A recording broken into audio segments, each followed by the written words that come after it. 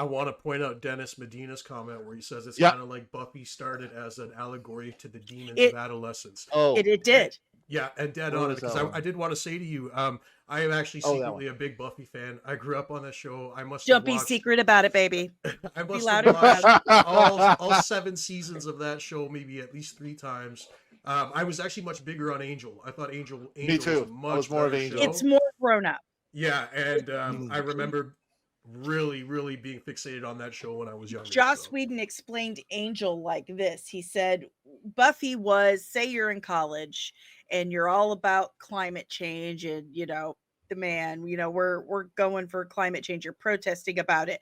But an angel is what happens when you grow up and you end up working for Greenpeace or whatever. You end up working in the corporation you want to take down so you can take it down from the inside. Like things change when you become a Right. grown up. Mhm. You got to pay That was, bills.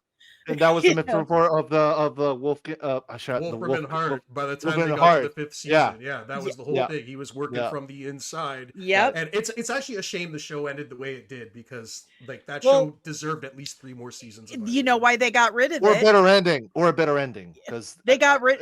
I was could've been better. pregnant. I almost had that baby right there on the couch. I was so mad. I was so mad. But they ended it because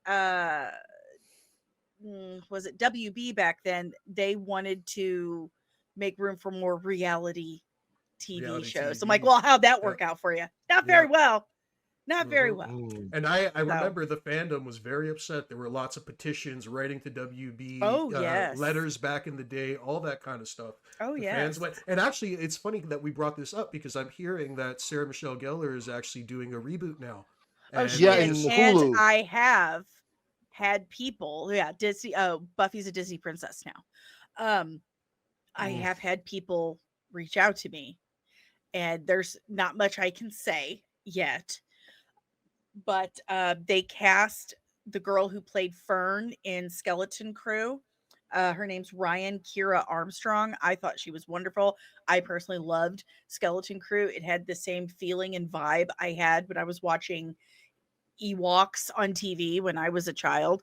Lot of love for the Gen X people in that one, Right. in their children. But the little girl who played Fern, Ryan K. Armstrong, she is the lead in the Buffy sequel. So she's the new she's the new Slayer. Okay, so here's the thing. Sunnydale's being rebuilt. So is this Okay. in continuity rebuilt with the original show though, or is It's this a going complete... to. Okay. It's going Okay. to. All right. There's that was my big complaint, and I've talked about that on some of my live streams. Like, I swear to Christ, if you wipe out continuity, if you piss on season 7, because that was one of the most beautiful conclusions for a series ever. It was beautifully done. Buffy spends her whole life in service of others, and finally she can get a pedicure or something or take a nap. Like, it was wonderful. So I swear I'll be so mad about it. I And remember real quick that one episode in Mhm. Angel where they're in Rome and Spike and Angel The are chasing Immortal. her. Ah, Yes, yeah, I remember that was one. hilarious. I've referenced that. Yeah, it was what I love James Marsters. Joss Whedon did not love James Marsters, but So I I've love James heard. Marsters. I've heard Yeah, he that. was wonderful. But yeah, I've referenced the Angel episodes. I'm like, listen, it was canonized. It's canon because that's how the show ended. And then even in Angel, whether or not you read the comics, which the comic run of Buffy was season 8 of Buffy the Vampire Slayer, but even if you didn't read the comic books, in Angel, it was canonized that Buffy is off in Europe as like this general or imperator of the Slayer army, and they formed like their own Watchers Council, and they were kind of traveling the world, gathering up all these Slayers and training them and taking care of them. But also, she's getting to live her best life at the same time because she has help now. So she was out living it up with this super hunky immortal dude in Rome. So I'm like, if you take that away from Buffy, I will write such an angry letter. I will be so mad. I will burn this place to the ground. No, I definitely agree. The show ended at its peak. It ended at the top, and It did. So for them to bring it back, they really have to try to match that energy. Hopefully, right. So, Well, Dani, go ahead. I wanted to ask you because before we get sidetracked, since you're Irish, did you like Gangs of New York? Oh yeah, loved it. Absolutely loved it. My Irish heritage is a huge part of who I am. That's how I was raised. My grandmother is first generation, and she's super, super, super. There's something you don't understand unless you are Irish. And if you are Irish, then you understand you are the luckiest on the planet. Like it's like it's supposed to it's so anyway, yeah, very proud of being Irish. Anytime there's anything Irish anywhere, super proud of it. I was raised to believe I was Irish, I was Native American, and French. Well, my father and I did DNA tests a few years back, and we discovered we are not French. We are Mexican. Wow. That was Interesting. weird. That was really weird. Definitely a big difference. Yeah, huge difference. If you look at my dad, you'd be like, how did you not know? How did you look? How did you not know? So how did it was just a simple DNA test, and they did your Yeah, background, and like they show you what your nationality is. Basically, I'm Viking and Mexican because I have yeah. all the Scandinavian and Celtic nations, which the Vikings basically raped and pillaged their way all through Ireland. That was like their first stop. They're like, all right, we're just gonna breed you all into Vikings. That's how this is gonna work. So I'm all that. And then there's this Mexican and Native American kind of hanging out over here. And I was like, Have you traveled to Ireland no. to visit? No, No, you never. I haven't gotten Okay. to. No, I was busy raising 4 kids by myself for a time. They're mostly adults now. My youngest is getting ready to turn 17. So that didn't translate into money and time. Like I didn't even get Yeah. to finish writing the sequel to my book that I wanted to so bad. So Well, just now getting that time. my 2 youngest, because I got Mhm. twins, they're both 5. Oh. So I Oh can't wait till they're gosh. 17. Oh, you say that now. You say that now, and then they turn 17 and they take the car and they're gone for an afternoon, and you're freaking out. Like, how did our parents let us leave the house without cell phones and tracking devices? Like, what was wrong with them? I still got a few more years before I get to experience that. Oh So. yeah, like the hardest part is when they become adults. Yeah, Scary. I bet.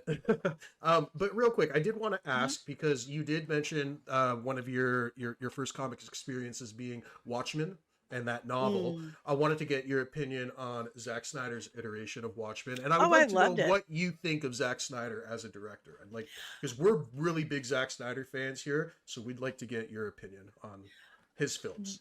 I love Watchmen. It's one of the best comic book movies I think there is out there. I mean, I was so excited to go see that movie, and it didn't let me down. I mean, of course there were changes made.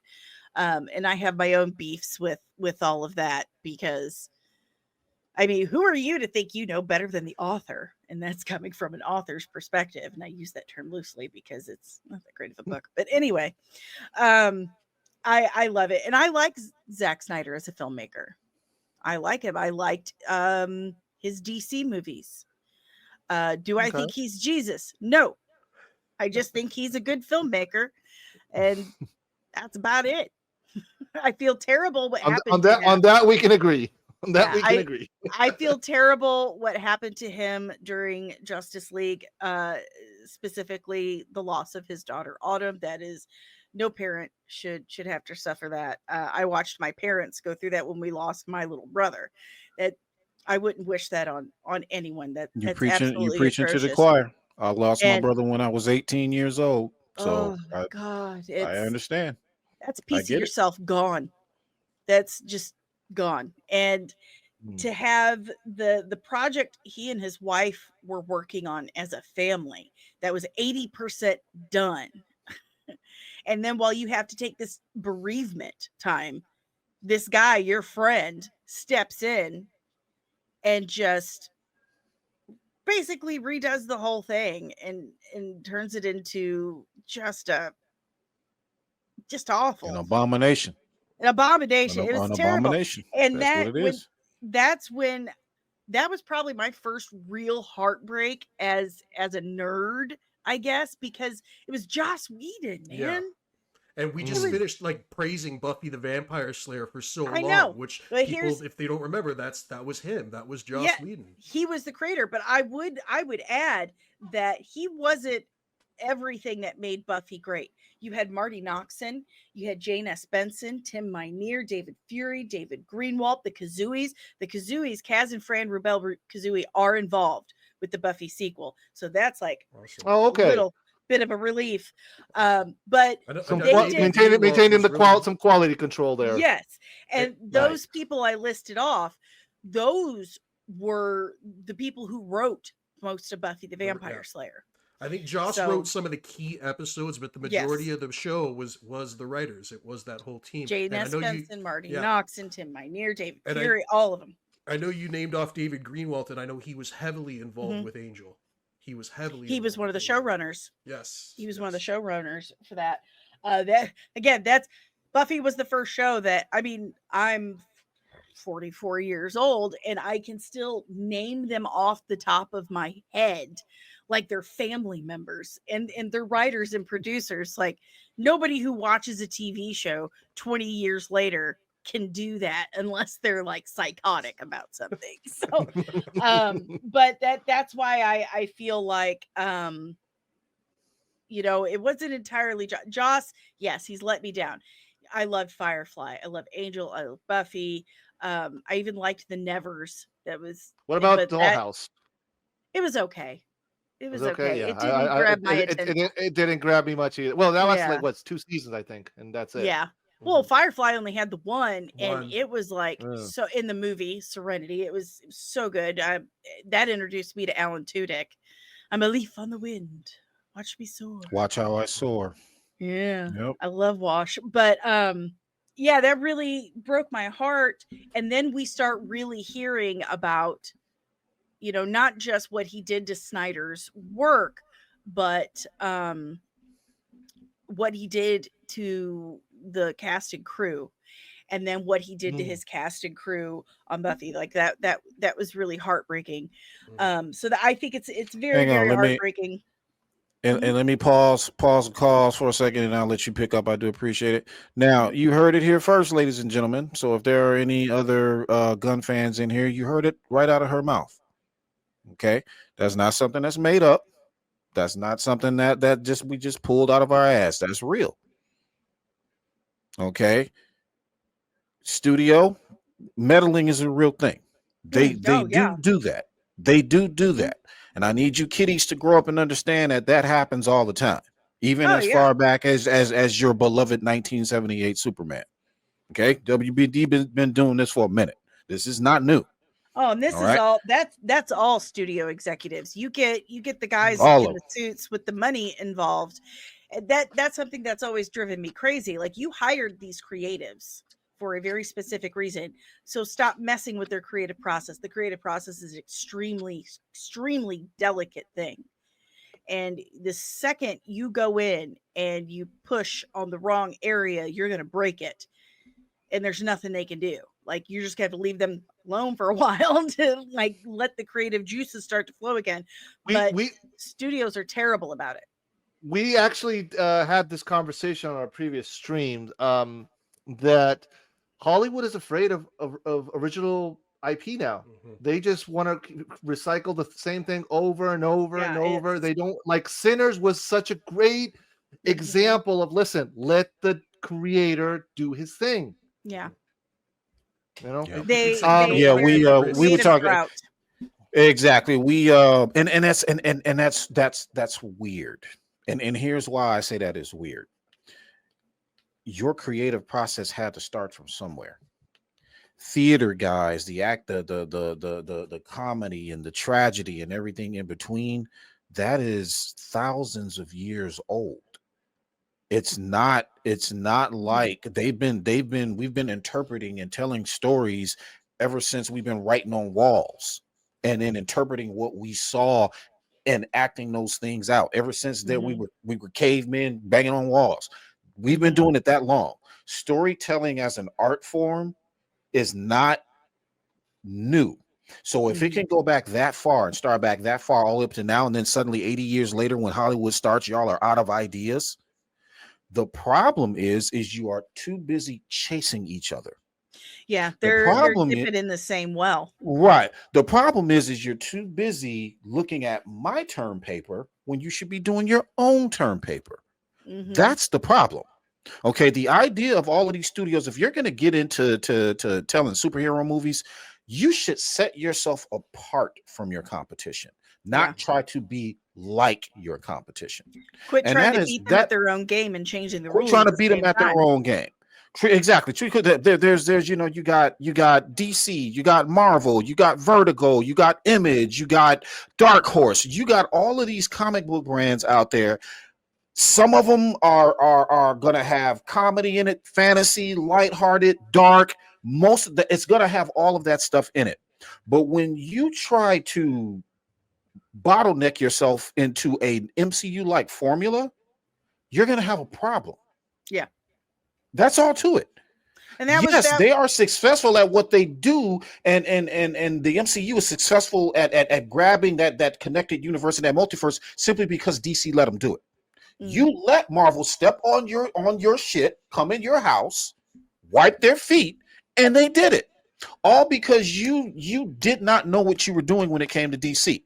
You are your very name in it. With everything else is the multiverse. It's 52 universes, and you're telling me that you could not figure that out? That was your baby. That was yours to lose. And Marvel, you lost it. Marvel beat you to the punch. And they were off to the races after that. That's where we are. I think that's. And now you're trying to be like them. You're trying to follow up from their work, the work that they originally and the ideas that they got from you. You're now trying to get that back, but kind of marvel it up, so to speak. I'm just saying. I think that's actually the perfect way for us to segue into the first segment here.